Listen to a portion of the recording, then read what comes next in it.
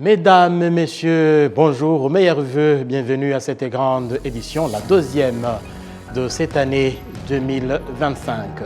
Et sans transition, nous passons directement au développement de ce journal. Nous débutons en disant que les Rwandais et les étrangers qui ont fêté la fin de l'année au pays des Mille Collines se félicitent d'avoir bien débuté l'année 2025 à cause et surtout de la sécurité qui caractérise toutes les provinces du Rwanda. C'est le cas notamment du district de Rubavu au nord-ouest du Rwanda, où le passage au Nouvel An a inspiré confiance en un avenir prospère, signe de réaliser les objectifs fixés. Les étrangers qui ont choisi de célébrer les fêtes de fin d'année au Rwanda ont laissé entendre que le Rwanda a été pour eux un lieu privilégié de bien faire l'entrée en 2025. Suivons certains d'entre eux. On se balade, on se promène. Et ça c'est très gentil, très joli pour faire. Par exemple, à Kigali, ce qui m'a beaucoup enchanté, c'est qu'il y a assez de verre, assez d'arbres dans la ville. Ce ne sont pas seulement des grands bâtiments et ça c'est très agréable pour y passer. Il y a aussi des choses intéressantes à voir. Et la nature au Rwanda, les collines, les 1000 collines, c'est très beau, c'est très beau. Et les gens sont très gentils dans les hôtels où nous avons été. Les gens étaient très jolis. C'est reposant, les gens sont calmes, donc il n'y a pas de souci, il fait beau. Il fait plus chaud qu'en Belgique. En Belgique, il fait très froid maintenant. Ici, le climat est bon. Voilà l'ambiance des fêtes de fin d'année à Rubavu, c'est au nord-ouest du Rwanda, tout près de la ville de Goma, en République démocratique du Congo. La religieuse sœur Marie-Josée Mukabayire s'apprête à présenter son livre intitulé « Leçons tirées du génocide commis contre les Tutsis, résilience et pardon ». Sœur Marie-Josée affirme que son livre l'a aidé à guérir des souffrances liées au génocide commis contre les Tutsis et grâce à ce livre, il a pu maintenir sa résilience. Marie-Josée Mukabayire, âgée de 68 ans, originaire de l'ancienne commune de Runyinya, aujourd'hui dans le district de Huye, au sud du Rwanda, explique qu'elle a écrit dans le but d'évoquer les moments difficiles qu'elle a traversés pendant le génocide commis contre les Tutsis. Elle ajoute également qu'en écrivant, elle a retrouvé de la force pour continuer à vivre. Marie-Josée Mukabayire. Ma situation après le génocide, j'étais vraiment poussée à servir les jeunes. Je ne me regardais pas, je regardais toujours à sauver les gens, les jeunes, surtout ces petits-enfants qui ont resté tout seuls. Et je me sentais comme une maman auprès d'eux. Et tout était orienté pour les jeunes, les jeunes, les enfants. Alors, quand j'essayais de parler du génocide, chaque fois que je parlais, je me sentais aussi concernée. Les leçons apprises du génocide, d'abord, il y a toujours des personnes de bonne volonté, là où tu seras, qui est en danger ou en bon moment. J'ai vu que j'ai été sauvée par les personnes de bonne volonté. J'ai appris qu'il y a toujours quelqu'un de bon à côté de toi. Alors j'ai appris aussi que l'homme est capable de faire n'importe quoi. Il peut être mauvais, il peut être bon. L'importance de la résilience, c'est que on n'est pas détruit par le passé. On essaie d'avancer. Mais quand tu avances, tu ne regardes pas derrière. Mais si tu veux continuer, laissez le passé. Il ne faut pas être victime du passé. Le pardon aussi, si tu ne pardonnes pas, tu continues à porter le fardeau et tu n'avances pas. Voilà, sœur Marie-Josée Mukabayire va présenter son livre demain, vendredi. Les touristes qui visitent le Rwanda se félicitent de l'accueil chaleureux dont ils bénéficient de leur arrivée au Rwanda. Notre consoeur Enora Gladys est allée à la rencontre de ces touristes au parc national de la Kagera, c'est à l'est du Rwanda. Il a recueilli pour nous leurs impressions. Ces guides, très engagés dans leur métier, jouent un rôle très important dans le développement du parc et la préservation de ses écosystèmes. Aider les touristes qui visitent le Rwanda est une expérience sans pareille pour moi et mon objectif est de m'assurer qu'ils profitent pleinement de leur séjour et repartent avec une image réelle de notre pays. Souvent, ces visiteurs encouragent les autres à découvrir le Rwanda à leur tour. Je suis particulièrement fière de contribuer à la promotion de mon pays sur la scène internationale et je pense que je joue un rôle dans la croissance du tourisme. Les touristes du parc national d'Akagera apprécient les guides pour leur dévouement et l'hospitalité chaleureuse qu'ils leur offrent. Kigali, le mémorial, le palais du roi, le musée ethnographique qui est merveilleux, avec une guide merveilleuse qui est très pleine d'enthousiasme, d'entrain, qui vous donne envie de connaître encore plus, en fait, en vous disant, quand on va rentrer, on va encore regarder. Alors, bien sûr, la forêt Nyungwe, les chimpanzés, le lac de Kivu, alors les pêcheurs, ces pêcheurs qui chantent en partant et qui sifflent pour se donner du courage. On les admire parce qu'ils travaillent beaucoup pour quand même un résultat un peu modeste, mais ils sont très accueillants. Et donc, alors les gorilles, où c'est très très bien organisé, franchement, même si on a un peu d'appréhension, les guides, les porteurs, les trackers sont vraiment gentils, nous prennent par la main pour nous montrer les meilleurs endroits, les meilleures choses, avec vraiment beaucoup de gentillesse. C'est vraiment, on est porté par eux. Ici aussi, ce très très beau parc, qui est vraiment magnifique, avec le safari des guides toujours, et cette promenade quand même extraordinaire. Et alors celui dont je voudrais parler, qui est quand même en grande partie aussi l'artisan de la réussite de ce si beau voyage, c'est notre guide qui est un très bon chauffeur. Bon, ça c'est déjà un point très important. Alors même si le Rwanda, alors on a été surpris par la qualité des, je vais finir par le chauffeur, on a été surpris par la qualité des infrastructures, des routes, des gens très travailleurs. On a été vraiment admiratif de la capacité de travail de tous ces gens qu'on voit partout, avec des champs extrêmement bien tenus, des rues, des routes, des maisons très propres, même si elles sont modestes, les maisons. Et donc j'en reviens à notre chauffeur guide, qui, bien qu'il soit un bon chauffeur, ou c'est très bien, là où il est extraordinaire, c'est qu'avec beaucoup de modestie, il fait tout pour pour nous apprendre, pour nous faire découvrir le pays. Il a réponse à tout. On lui pose des questions, il répond. Et alors franchement, j'ai envie de dire, ce sont un peu les hommes de l'ombre dont on ne parle pas beaucoup, les guides, mais ce sont quand même eux qui portent le pays. Et franchement, je voudrais qu'on leur rende un peu hommage parce que Arthur, notre guide, est vraiment quelqu'un qui a participé pour beaucoup de ce.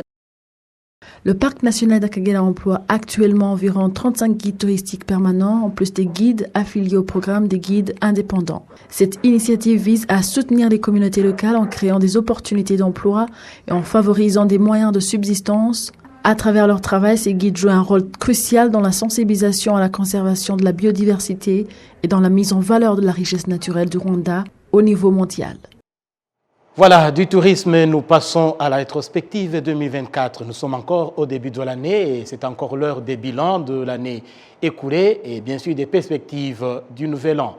Pour en parler, nous avons le plaisir d'accueillir dans ce studio de panafricanistes, analystes Damien Mouzoun et Mohamed Bachir Kamara. Bonjour, meilleurs vœux, bienvenue à ce journal. Merci. Merci. Merci. Oui, nous sommes au début de l'année et pour les perspectives de cette année 2025 qui s'annonce généralement pour le continent africain, parmi les grands événements qui sont attendus cette année, il y a surtout l'élection du président de la Commission de l'Union africaine, fixée au 15 février de cette année. Alors, à vous deux, que faut-il attendre de ce nouveau patron de la Commission de l'Union africaine? Si on commence par vous, Damien. Oui, c'est toujours mieux de limiter les attentes parce que nos frustrations en dépendront. Donc, c'est vrai qu'à voir les candidats, surtout l'ancien Premier ministre kenyan qui quand même a une carnet d'adresses pas les moindres, on se dit, bon, ça suscite quoi qu'on dise de l'espoir et ses déplacements à l'intérieur du continent. Mais je crois que cette organisation, notre organisation commune continentale, a encore du chemin devant elle. Et ce n'est pas l'élection d'un individu à la tête de cette organisation qui va tout changer du jour au lendemain. Et donc, il y a beaucoup de réformes qui ont été entamées, que d'autres ont continué, d'autres n'ont pas pu se poursuivre. Et ce qui fait qu'aujourd'hui, nous ne pouvons que espérer que toutes les forces vives du continent se mettent ensemble pour voir comment on peut faire en sorte que cette organisation retrouve ses valeurs fondamentales et non juste de rêver du fait qu'un individu, peut-être quelconque, qui pourra diriger l'organisation juste pour 4 ans, pourra faire de l'extraordinaire. Donc, on espère qu'il pourra peut-être apporter sa tâche dure, évidemment, mais ça ne va pas être peut-être forcément Personnellement, je crois qu'on a plus de travail à la base sur l'organisation que sur l'individu qui prend la tête de cela. Parce qu'on a connu par le passé des réformes dirigées par certains dirigeants, mais quand ils ont quitté, après un an et quelques, on a vu encore ce qui en est aujourd'hui de cette organisation. Donc, espérons que cette organisation pourra prendre son pli et que ça ne dépendrait pas d'un individu, mais de nous tous qui œuvrons en tant que peuple, en tant que chef d'État et toute personnalité qui s'impliqueront à rendre cette organisation sa noblesse dont elle mérite justement. Oui, effectivement, l'Union africaine, c'est 55 pays. Bachir Camara, un mot sur les défis qui attendent le nouveau patron de la Commission. Moi, tout d'abord, j'aimerais justement dire que vous me vendez aujourd'hui de la patate chaude, parce que je suis assis aujourd'hui avec une figure emblématique panafricaniste qui a quand même œuvré dans le cadre de la conscientisation de la jeunesse africaine. Et partager ce plateau avec lui, c'est une immense fierté pour moi, parce que je crois, il y a de cela quelques années, on avait partagé le même plateau, mais ce n'était pas en présentiel, j'étais sur Mali, Bamako. Et tout simplement, j'aimerais justement vous dire que il est important que nous puissions regarder en face les racines du problème de l'Afrique et non pas les effets du problème. Et que nous regardons en face que l'Afrique ne peut pas avancer ensemble sans que l'on ne puisse venir ensemble pour partager différentes perspectives. Moi, je crois aux différentes perspectives dans la mesure où ça donne une ouverture d'esprit aux idées critiques qui pourraient fonder quelque chose de grand et je dirais de très grand.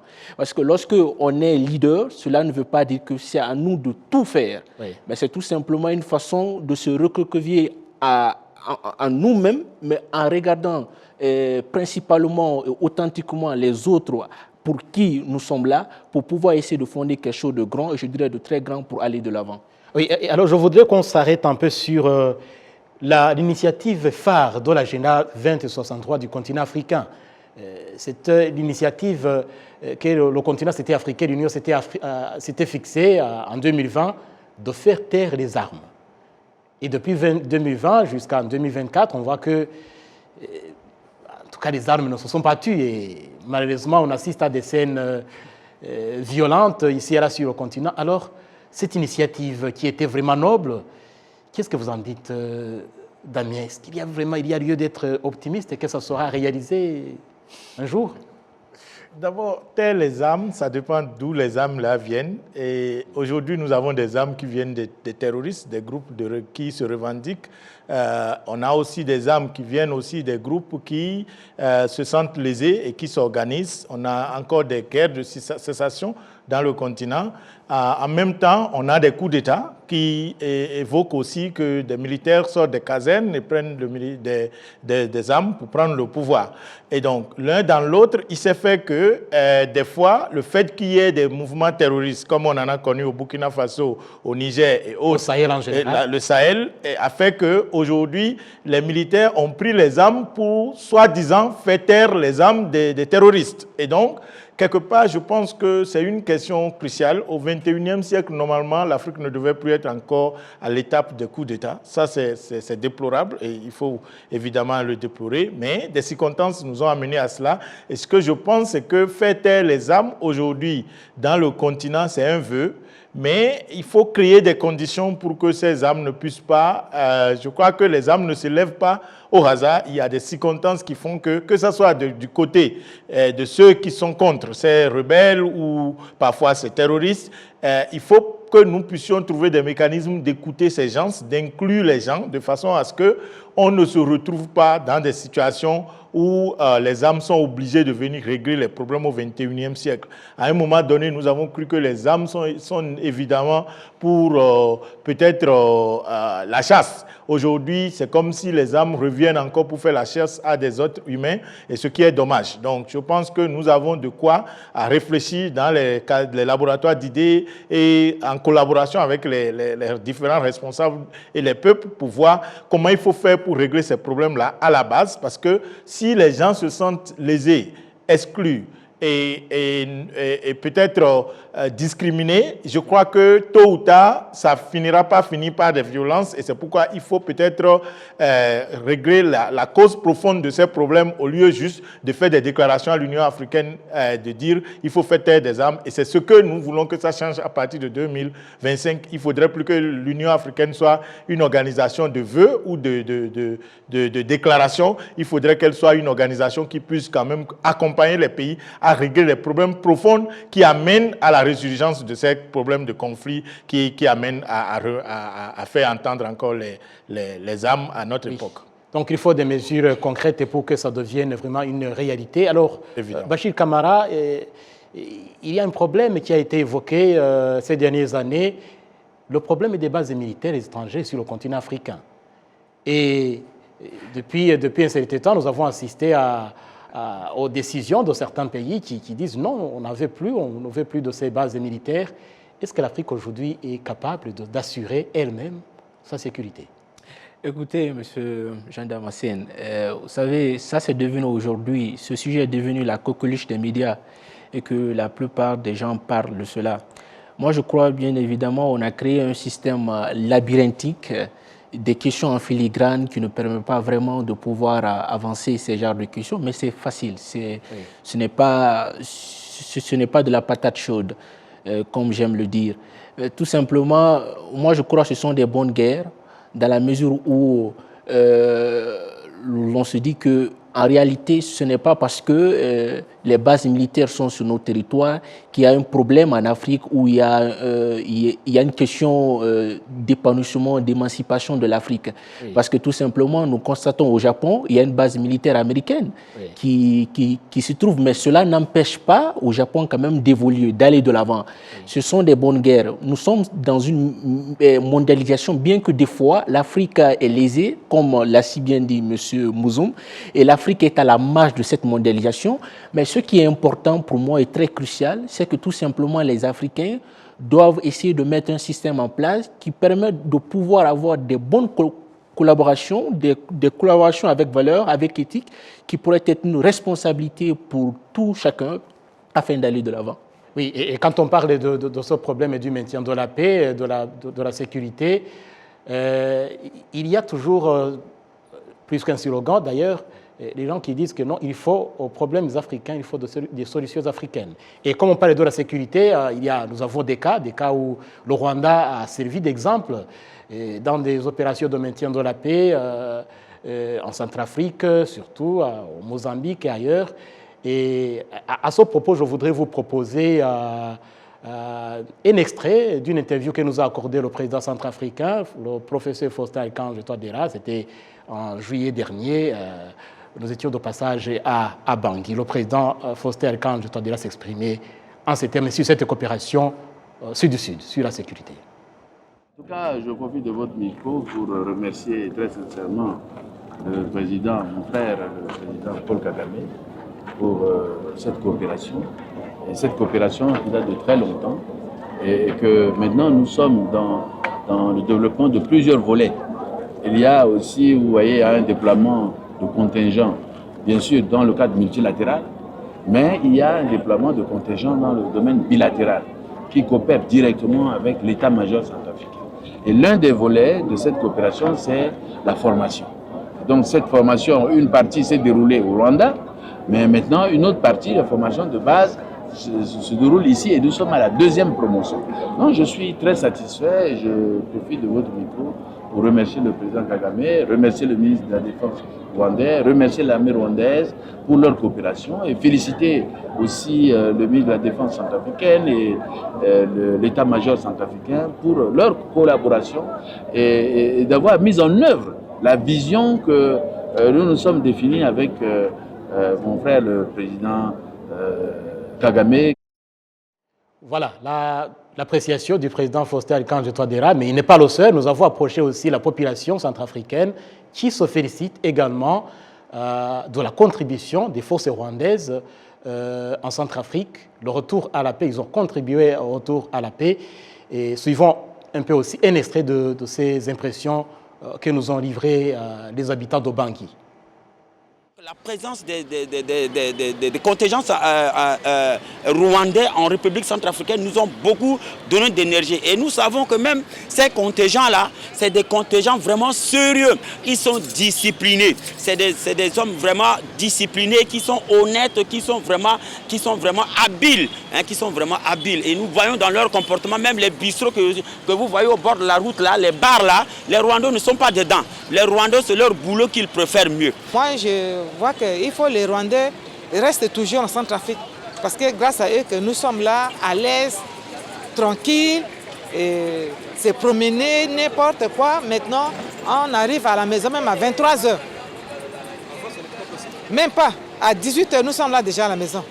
À 18h, 17h, les gens sont là à la maison. Mais maintenant, tu peux te promener, arriver à 22h, 23h. Voilà, tout est dit. Un mot sur cette coopération Sud-Sud, sur le rétablissement de la paix, de la sécurité. Damien? Oui, je crois que c'est louable pour nous, Africains, qui rêvons toujours d'avoir une Afrique pour les Africains, par les Africains. Et cette intégration qui va dans le sens de la sécurité, à écouter le peuple et leurs dirigeants, je crois qu'il faut le remercier. Il faut plutôt saluer cela et encourager que des initiatives comme ça puissent aller dans le sens durable. Parce qu'aujourd'hui, quand, au-delà de ce qu'ils disent, nous entendons ce que les critiques disent, c'est ce qui fait même craindre que est-ce que les gens sont prêts vraiment à ce qu'on puisse travailler ensemble. Parce que même la question qui est posée aujourd'hui par rapport au retrait des autres groupes en Afrique, j'ai eu un paradoxe récemment au Sénégal où il y a eu un incendie et curieusement c'est l'armée de base française qui était là-bas, qui était seulement habilitée et qui s'était déplacée pour pouvoir éteindre le feu. Le pays même ne pouvait pas se permettre de le faire. Aujourd'hui, ce qui se passe et qui a été le cas, et qu'on voit toujours que c'est les grandes puissances qui ont toujours leurs armées qui viennent régler nos problèmes. Si des Africains peuvent le faire, il faut qu'on trouve un moyen de les accompagner au lieu que ça ne soit que des critiques. Parce qu'on a tendance à écouter certains qui ne voient que le truc dans le sens négatif. Donc je pense que c'est ce qu'il nous faut et il faut peut-être que chacun donne sa part de contribution, que ce soit les pays qui pourvoient ces hommes en uniforme pour aller se sacrifier sur des terrains qui ne sont pas généralement forcément les leurs. Je pense qu'il faudrait que nous revoyions cette situation et que chacun se mette dans la balle de nous voulons régler un problème. On n'a pas besoin de se créer d'ennemis pour ça. Et donc, je crois, je souhaite le meilleur pour les coopérations Sud-Sud entre le Rwanda et les autres pays qui pensent que c'est nécessaire qu'ils puissent aussi fusionner aujourd'hui leurs forces de sécurité pour pouvoir régler les problèmes et de faire en sorte que la résolution de ces problèmes soit beaucoup plus pérenne et durable. Donc, c'est ce que nous souhaitons. Merci. Et Camara, il ne faut pas que les pays africains se tournent toujours vers l'Occident pour trouver une solution, une issue aux problèmes sécuritaires. Cela dénote véritablement que le Rwanda est la phare incontournable en fait de la coopération Sud-Sud. La raison en est que le président de Centrafrique extériorise davantage que le Rwanda est un pays de paix, est un pays qui montre davantage que nous pouvons croire davantage à cette coopération Sud-Sud.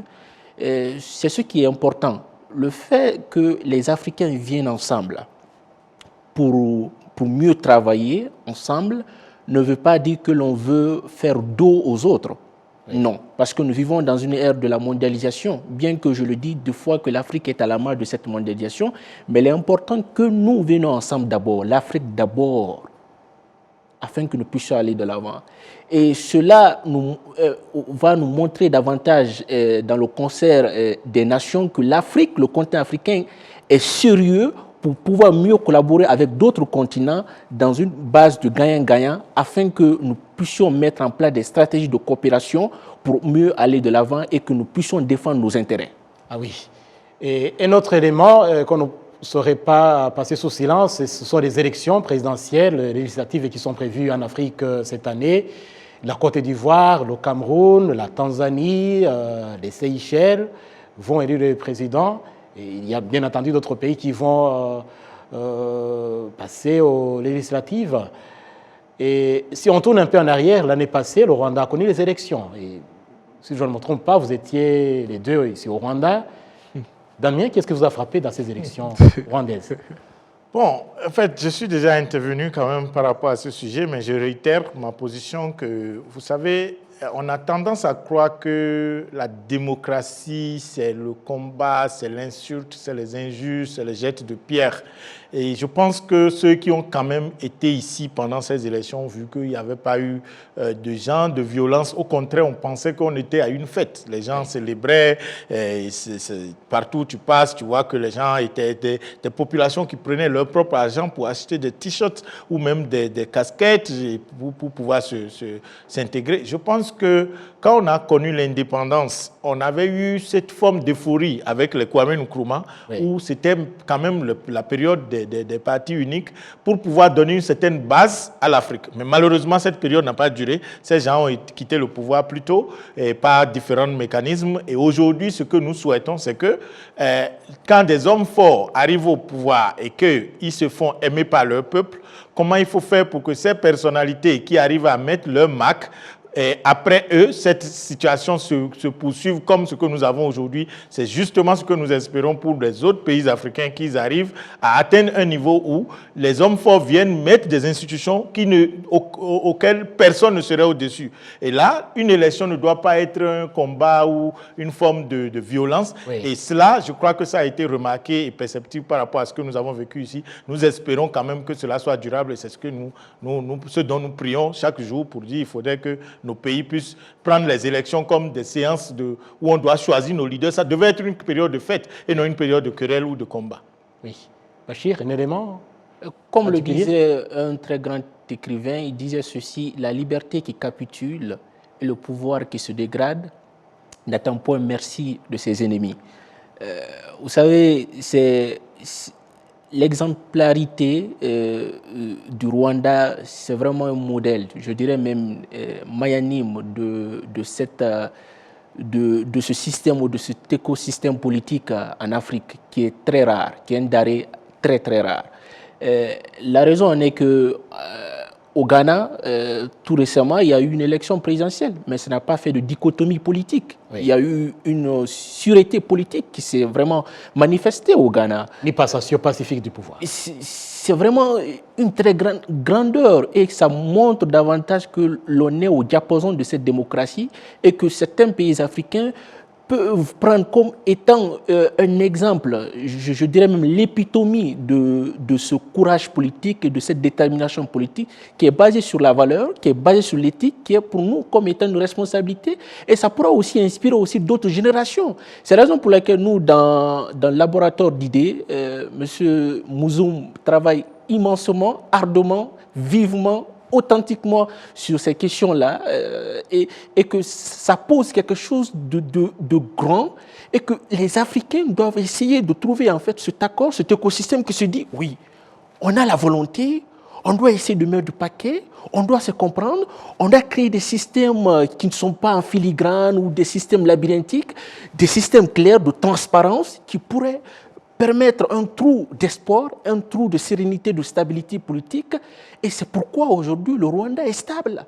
Parce qu'il y a un élément phare, un élément clé, la clé de voûte qui se passe aujourd'hui sur la terre rwandaise, c'est que tout simplement, il y a cette sérénité politique qui se manifeste. Oui. Ce n'est pas une question de la personne, mais c'est une question du peuple.